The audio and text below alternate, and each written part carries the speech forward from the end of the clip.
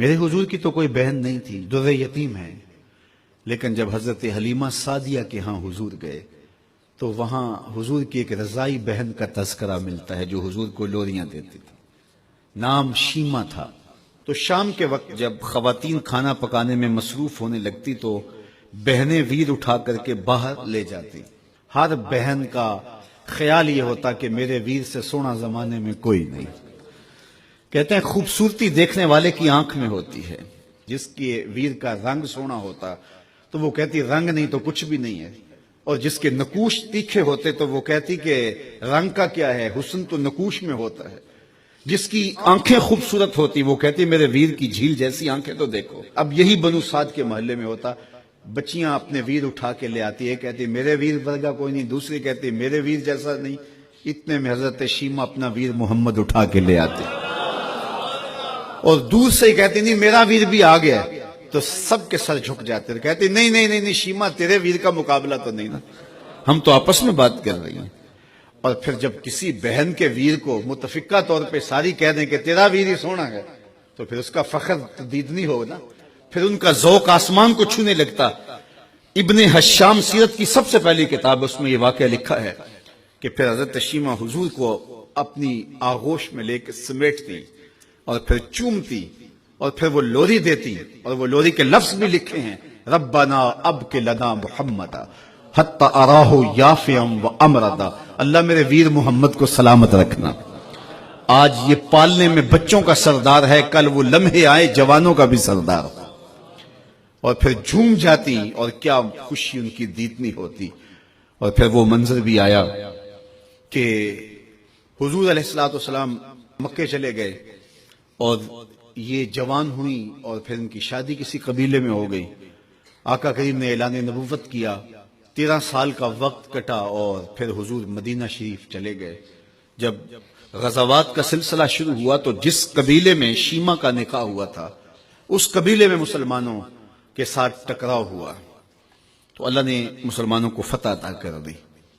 تو اس قبیلے کے لوگ قیدی ہو کے حضور علیہ السلام کے غلاموں کے ہاتھوں گرفتار ہیں۔ تو یہ اپنے قیدیوں کو چھڑانے کے لیے قبیلے کے سردار ایک ایک گھر سے فدیے کے لیے رقم جمع کر رہے ہیں۔ چلتے چلتے شیمہ کے گھر بھی پہنچے جو کہ ایک عمر کا حصہ گزار چکی تھی، اور جا کے کہا کہ اتنا حصہ آپ کا بھی آتا ہے۔ کہا کس لیے؟ کہا وہ جو لڑائی ہوئی ہے اتنے ہمارے بندے گرفتار ہو گئے تو ان کو چھڑانا ہے۔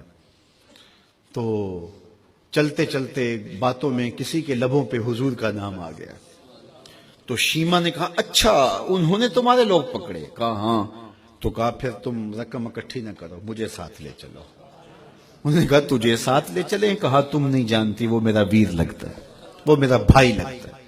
قوم کے سرداروں کے ساتھ حضرت شیمہ حضور کے نوری خیموں کی جانب جا رہی ہیں اور صحابہ ننگی تلواروں سے پہرا دے رہے۔ یہ مکی دور تو تھا نہیں، یہ مدنی دور تھا۔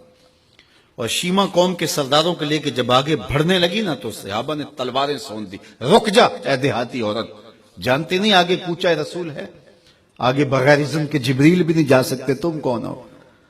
تو شیمہ نے جو لفظ کہے وہ لفظ لیے، اس نے کہا خلو سبیلی وَعَلَمُوا انا اخت نبیکم، میری راہیں چھوڑ دو، تم جانتے نہیں میں تمہارے نبی کی باجی لگتی ہوں۔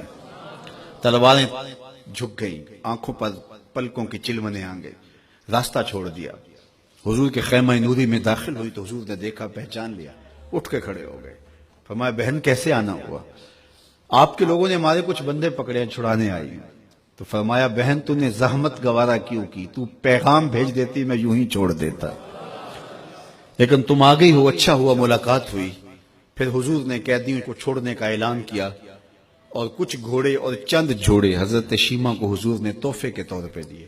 ویروں کے دروازے پر بہنیں آئیں تو ویر خالی تو موڑا نہیں کرتے، تو حضور نے بہت کچھ عطا کیا اور پھر رخصت کرنے خیمے سے باہر آئے تو صحابہ کی جماعت منتظر تھی۔ فرمایا صحابہ جب میں قیدی چھوڑا کرتا ہوں میری عادت تمہیں معلوم ہے کہ میں پہلے تم سے مشاورت کیا کرتا ہوں، آج ایسا موقع آیا کہ میں تم سے مشاورت بھی نہیں کی اور قیدی بھی چھوڑ دیے۔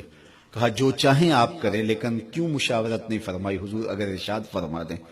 تو فرمایا اس لیے کہ میرے دروازے پہ میری بہن آ گئی تھی۔